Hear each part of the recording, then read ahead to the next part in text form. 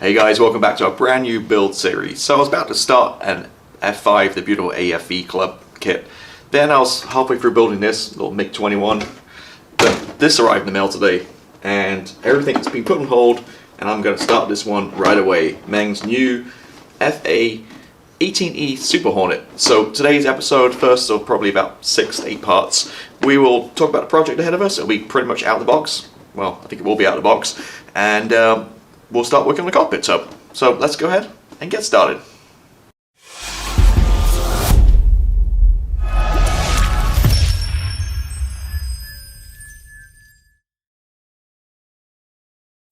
Hey everybody, welcome back. So as I mentioned, brand new build series. Everything I was working on kind of been put on hold, and I'm going to work on this guy next few weeks or so. So I'm not going to go through too much on this kit. I've done a couple of videos, I've kind of gone crazy. I've done a 30-minute review, in-box review of what's actually in the kit, and I've also done a comparison with Hasegawa kit. Now, the kit looks beautiful, don't get me wrong. It's got folding wings, it's got the weapons slide molded. It looks like it's going to go really well, which we'll see as we go through the next couple of weeks. But some of the panel line detail is a little bit overdone, a little bit airfixy, unfortunately. Which they did the same thing with the F-35, I guess, Meng. So it's a little bit overdone, especially, it's not crazy, but when you compare it to the Hasegawa is so refined in the lines and the panel, the rivets and stuff, it just looks a little bit overscaled. But we can kind of look past that because, hey, it's a brand new tool, Super Hornet, and what's better than that? So then we're going to open up the box and we'll talk through the project a little bit here. So,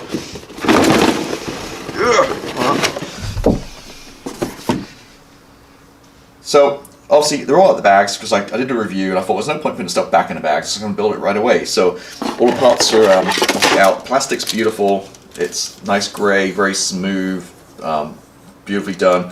I watched a couple of other people's videos online and they're complaining of very oily and greasy, but they must have had the early ones because these don't have any mold release agent on, so I don't think I have to worry about washing all this stuff. Although I might do just precautionary, just to make sure. But yeah, it's a beautiful kit.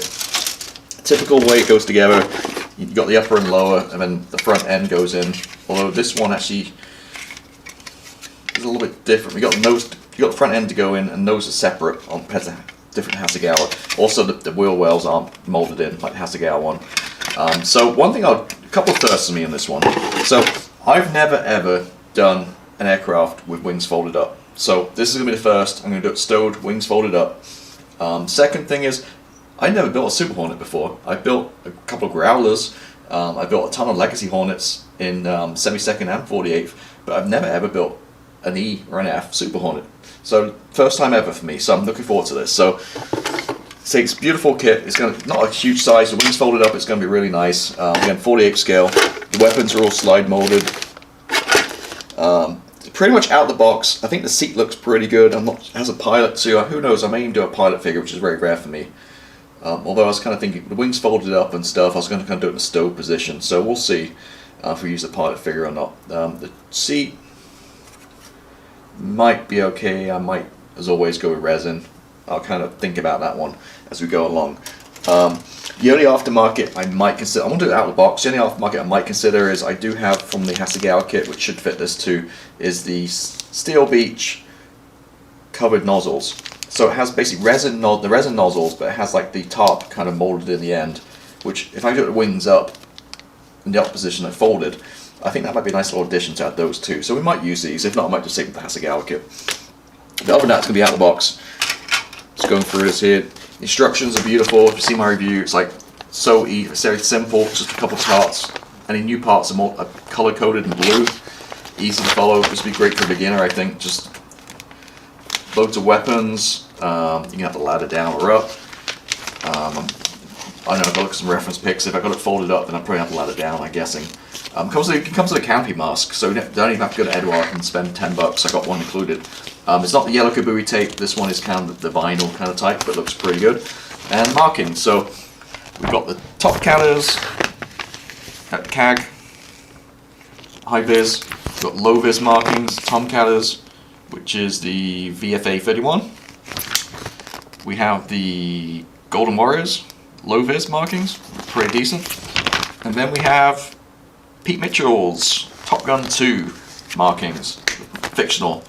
So I think I'm going with this one. I mean, why not? Hey, it's Top Gun. So I might do this one. Although I really like, I'm kind of torn. I like them all, to be honest with you. I do like I've never done Tomcats before, which is a very popular kind of one. That's kind of look nice too. I mean, so does low vis ones. Now, what I'm going to do, if I remember right now, is I'm going to put a picture up. I'll probably forget, but in editing, I'll put a picture up of. I did this in my reviewer too. It's a picture of an aircraft in the Mac Loop. This looks like the markings. That's a Canadian one, but you can see how weathered up it is and how dirty it is, and that's kind of what I want to do in this model. So it's going to be weathered up pretty heavily to match that kind of picture, and so low vis might work pretty good with that. But you know what? I'm probably going to do Top Gun one, but we've got a few weeks to worry about that. We've got to get the thing together first, and then we'll figure out which one we're going to do. But it's either going to be, I don't know, it could be any four of them, but I'm leaning towards the Top Gun. So yeah, let's see how we go with that one. So that's pretty much introduction to it. Again, it's all this beautiful plastic in here. The cockpit tub is absolutely beautiful. You'll see again in more detail. You do have decals for the side here for the switches, but I've just got some Posca pens. Thank you, Phil Flory. So this is the Flory effect right now. PC1MR is the one you want. It's very thin nib. Posca, they're made by Mitsubishi. I'm not sure if that's the same as a car company or not. They're all different colors. I just got black, white, yellow, and red. And I'm going to try these out for the first time in anger. So these switches, rather than using a little cocktail stick or a toothpick, dip it in paint and pick them out, I'm going to try with a pen and just pick them out with the. It's like acrylic paint based in the pen. And just see how it goes. So new for me. So switches pick white and yellow one and yellow and red as always. So we'll give that a shot. So that'll be a first for me as well. So I think the best thing is let me kind of clear all this stuff off the desk, create some room on my workbench, and then let's kind of start talking a little bit about the cockpit tub and then how we're going to go around kind of painting that up and getting it weathered and all that kind of stuff. Oh, and you know what? I totally forgot one thing, which I mentioned this in reviews. So if you've seen that, it's going to be a lot redundant, but I'll be using this guy, which is an amazing book, Read Air Publications by Jake Melampi, not sure how you pronounce them, sorry. Great books. This is second edition, just came out end of 2020. If you want one of these, I recommend you go down. They have limited numbers and buy it. It's second edition. Read Air Publications. Again, go to the website, about $35. But just look at that detail. I mean, it's chock full of pictures. Somebody like me who likes books of pictures, these things are awesome. Every single part of the aircraft. This is a Super Hornet one. I've got Legacy one too. I've got an F-15 one, an F-16 one, I think. I've got a couple of others too. But when it comes to reference material, this stuff is invaluable. The first edition came out a few years ago, sold out pretty quick. I mean, I go on eBay for like $300. I saw one for $600. I'm not sure who pays that kind of money for these books, but these are not just for modeling people, but I guess any air enthusiasts, these books are really kind of the ones to go for. These are really kind of cool. You just see them throughout reference. See, I'm going through all this. You can see broken down by parts. So if you're thinking about building a Hornet, especially build a few of them, I've got a 32nd scale one too. That's what I bought the book for mainly. I highly recommend these books. Again, they're not the cheapest of things, $35 each. But if you buy them when now or a bit on sale, or whatever, it's a lot better than having to pay Amazon and eBay secondhand prices. Again, time of filming this, I'm sure they have some left. In a few months' time, they'll probably all be gone, and you have to wait for a third edition in a few more years' time. But again, just want to give a plug for this. I'm not associated with them or anything like that. I just really like these books. And all these pictures. It's just really, when it comes to painting, especially the cockpit and different areas and the nozzles and that kind of stuff, it just really kind of makes a big difference, I think, and helps kind of understand the colours and how to detail it and stuff. Cool. Alright, enough waffling. Let me clear this away and let's get going in the cockpit. Okay, so we're off and running with this, and wow, what a nice fit. So let me kind of show you where I'm at with this. This isn't glued, I just kind of put these parts together. But that is as good as you can get. Now I know I kind of criticized this kit a little bit about the power lines being pretty big, but I mean, the fit like this is what I got to look forward to. I think I'll be very, very happy. Yeah, so I'm going to take this off.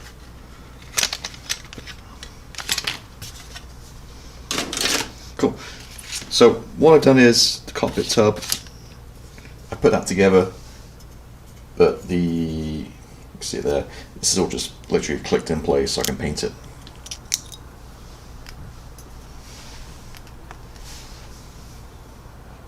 So I just put in the control stick and the throttle box. I hand paint those, I don't want to lose them, so I glued those in. But yeah, looking good. Again, the fit was really good. So it looks like those guys. The back here is this bit right here is where the photo etch panel kind of goes. But I was looking at this photo etch and I was thinking to myself, okay, where's the attachment points? And guess what? I peel this off the back too.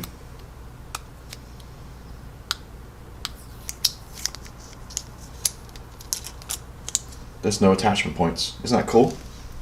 I've never seen that before. So all these fan blades and that panel are just stuck with a tape on the bottom and the top. There's zero attachment points or any cleanup needed. It's perfectly just cut on the photo etch. Isn't that cool? So this guy here, again, no cleanup. It's just perfectly done. So I'm just gonna grab some super glue and I'll glue this in place. It kind of goes, I think, like that somehow. But I mean, that's again perfect fit as I come to expect with his early stages. So that's those guys. The color callouts. So I guess the structure are actually color coded. So like you can see, got light gray down here, and then this is a dark black gray. I was thinking to myself, black gray. That doesn't sound right. So I pulled out my trusty book here, and you know what? It is pretty good. If I turn back a page or two, and it is. I mean, the sides are kind of like a black gray. I was guessing maybe like a rubber or NATO black. Again, there you can see it is black gray, and then the instrument, and then the panels, switch panels and stuff are all that kind of black gray too. So I mean, it's pretty accurate. So I mean, I thought the whole thing was like a dark gold gray, but it looks like it's not. So looking at this, it might be a little different. So I need to look for my paints. I'm probably not going to paint it dark gold gray. I need to take a look at the shade, but yeah. So yeah, kudos to Meng. They proved me wrong in that one. So I will be following the color. So the actual inside the tub will be like gray color, and the sides will be painted in the black gray. I went ahead and built the nose landing gear bay and forward fuse bay, and again, this fit together perfectly. No problems at all with this. Beautiful fit. I just, you know what, I just glued it in. While I was there, I just glued it all into the fuselage, that one side, and it all fits in together perfectly. So I kind of, and if you look at that, again, really nice fit, and nice level of detail in there too. Not that I care too much about wheel wells, because mine are always on a base or whatever down, so you're never going to see inside them. But yeah, really nice, the pipes and stuff. Again, glue that all together. The only thing I'd recommend do is, which I didn't probably do, is put the pipes in first and then put the sides on. I put one side on and thought, okay, I'll get the pipes in, and then with this one right here, see, it kind of goes underneath it. So it's better probably just to put those 3 pipes in the middle and then put the sides on. But yeah, no problem at all there. So yeah, again, that's a beautiful fit. I'm really plastic's really nice to work with. It's nice and smooth. It's a little bit softer. It's kind of chunky in terms of Hasegawa one. It's a little bit thicker, maybe a mil or two thicker. So it's kind of easy in that respect. It seems a little bit more kind of sturdy, but it is a little bit soft. So I'm just using like a medium sounding stick here, and I'm finding with this one, I'm just being very gentle with sounding. Just a couple of very light. So I'm not kind of obliterating it. Just when any attachment points, just a couple of very light kind of passes, and it wipes away that and cleans it up nicely. So just being careful with the sounding. It's kind of Airfix-esque in that kind of way, I guess. But yeah, so far, I mean, we've gone through number 2 in terms of assembly, and so far, 2 thumbs up. So what I'm going to do is I'm going to start painting this up. I'm not going to I don't prime cockpits just because you never touch them. They're inside. No hands touch them. It's all kind of enclosed. And obviously you don't really need to. So on this scale, if it was 32nd scale, I'd probably do it, add a little bit of shadow effecting, some pre-shading and stuff, but in this I'll probably just go ahead and just paint right on here. So there are decals for the sides, I believe, and there's individual instruments for the front here. So what I'm going to do is I'm probably going to pick these out with a pen, my Posca pens, which is my new addition, thanks to Phil Flory. I jumped on the bandwagon. I believe, if you're in the US, Paper Ink Crafts, I think they are. The place in Tennessee, Nashville, Tennessee, get them online. Cheapest place, way cheaper than Amazon or eBay. These are about $3 each per pen, and I I think it was in like $3 shipping too, so something like, what, $15 for these 4 shipped to me. So I got the main colours for the cockpits, the white for the buttons, the red, the yellow, and I got a black as well, just to try it out, see how it goes. Now the key with these ones are the PC1MR is the size you want, which is a 0.7mm, which is very narrow, so you can get with buttons and stuff. Whereas the other one I got is 7.7mm, but it has like a felt tip end, like a Sharpie, and it's way too thick. But yeah, these are obviously still sealed in plastic, not tried them yet, so we'll try those a little bit later on and see how we get on with these, I guess. It's basically acrylic paint, comes out the pen here, but apparently they're really good for buttons and stuff in cockpits, so yeah, get those all in a minute. So let me go ahead again. I'm going to figure out what I'm going to do painting wise. I'll get this painted up, and then we'll come back and then we'll, I guess, work on the next part of it. Okay, so look at the colours real quick. So looking at this XF69 NATO Black, I think it's a really good match for that.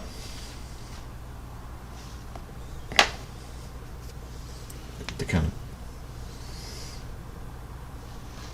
you can see that. So I think it's really good for black. It's kind of got that kind of grey tinge to it.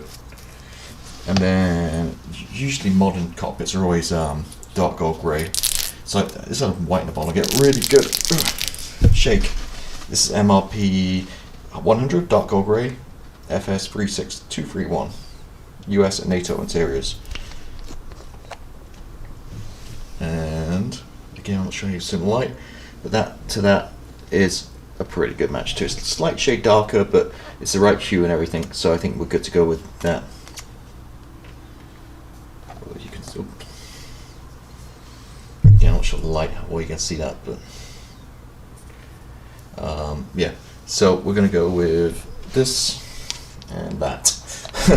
So I'm going to start with, I think my strategy here is I'm going to start with the black first, might be easier. So I'm going to spray 2 sides. I'm going to spray the top, and then what I'm going to do is I'm going to mask across there and the 2 instrument panels on the side, and then I'll spray the inside with the grey. Just so it's barely any grey, just that little bit in the inside there. And obviously the instrument panel as well. It's nice too, so I looked at the decals, and they have around all the decals actually cover all the little buttons and stuff around the side, so that's not really a tricky thing for me to paint. So it's nice that the decal covers that. So I just paint the whole thing grey, the instrument panel, and then the decals have the little black surrounds around the screens, which will take care of all that stuff too, which is going to look pretty good, fingers crossed. So okay, so let me go ahead and start painting the black, and once that's dry we'll mask it off and we'll paint the grey. So top's painted just as we talked about, NATO black first, and then I just masked up the top here and the 2 side panels with masking tape, and super easy, and just sprayed the inside the top the dark gold grey.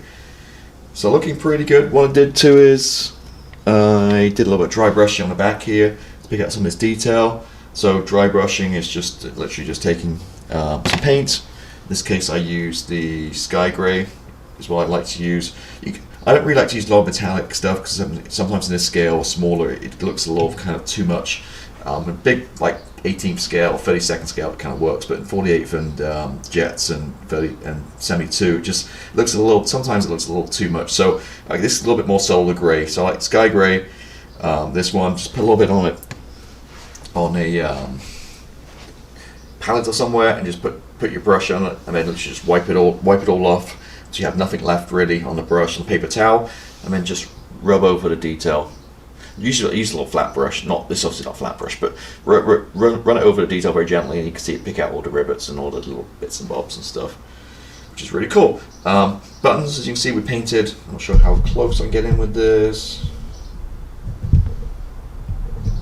That's pretty about as far as I can go. Yeah. I used the Posca pens for the first time, so I know Phil Flory's been pimping these out. You can zoom that back out again.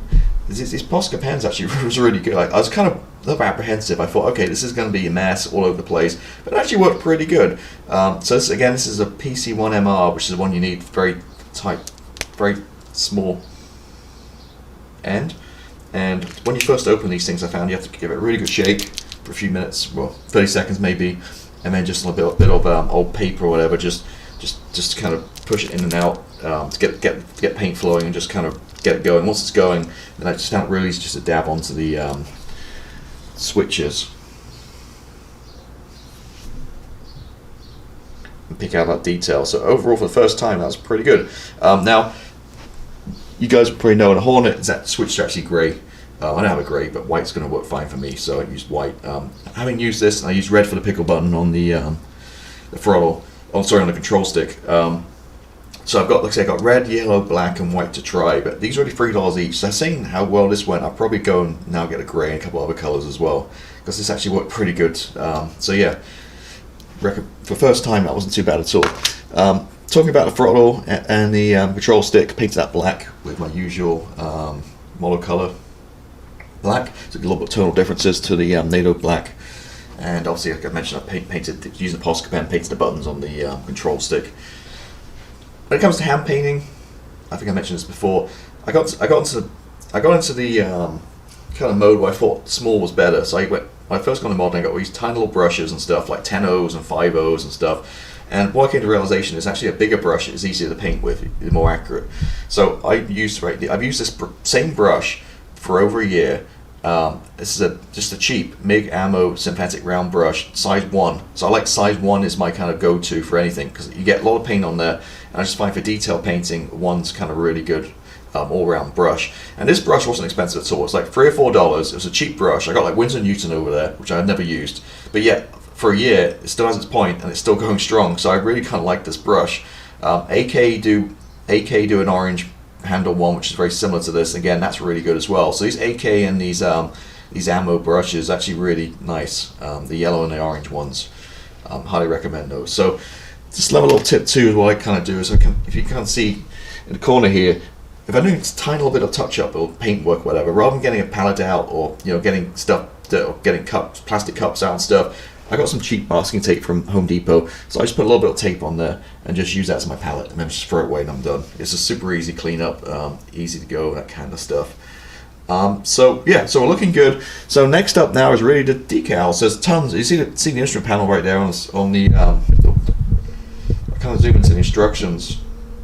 You can see exactly how many 1, 2, 3, 4, 5, 6, 7, 8, 9, about 12 on that instrument panel alone. So I've got a couple of side panels as well. So quite a few decals to work on. So I'm going to go now and start working on these guys, getting these on, and we'll come back. And then I think pretty much the tub will be done already. That's pretty much it. So again, let me work on all these little decals, and I'll come right back. So we're done, and we've got all this whole front fuselage section put in. So first of all, let's talk about the cockpit. The decals went down. Sorry if you can see that really nicely. Just colorgraph, so obviously went down beautifully. Just a little bit of microsole, and it kind of really bedded them in around the raised detail and stuff. So yeah, looking good. So happy how that turned out. And I've got to say, so I then sandwiched it into two front parts, and it is absolutely a perfect fit. I mean, just look around the front nose wheel bay. There's no gaps. I mean, it's just beautiful. And then to kind of, I zoom back out real quick. If I take the front section and just kind of slot this in how it will go a little bit later on the build, I mean, that is absolutely perfect.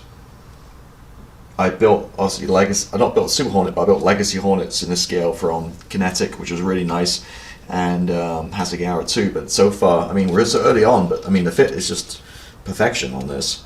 So I want to keep my fingers crossed. Next week, next part will be more telling, because we're going to work on more of the fuselage and the intake to see how that goes together. But just from these first couple of parts, yeah, really very impressed with this kit. I mean, you can't get any better than what the fit is thus far. So, yep. So the cockpit's done. I'm not going to bother wearing this. Once you've got a seat in there and stuff, these modern jets, you're not in this scale. You're not going to see any of that stuff. So, let me pull instructions out real quick. I'm sorry for some of the earlier parts. I think what happened was, of course, I got the, this is very white and glossy in the background. I think it was taking some of the light away, so the camera was a little bit darker than what it should be, even though I got lights and stuff on. So, anyway, so we built, a quick overview, so we've built the cockpit up, painted it, and we then built the wheel well, and attached it, sandwiched the two front fuselage parts together to get that all kind of assembly complete. So we did parts 1 and 2. So quick overview. So next week we're going to do the upper fuselage and wing assembly, then the intakes, see how well they go together. I'm expecting nice things after what we've seen today. Then the main gear bays, this looked different to Hasegawa. Hasegawa is molded in here separate, so you're going to build these up with the intakes and put them in that way. And yeah, so we're going to work for the fuselage. So this next week's going to be telling to see how all this goes together, because that's the main bulk of the assembly there. So I'm very excited to see how this goes. But so far, it's a really positive experience. It's a really, really nice kit so far. I know it's got big panel lines and stuff, but I'm kind of looking past that because the fit is so nice. But yeah, that is it. So thank you for watching, and I'll see you next week. Goodbye.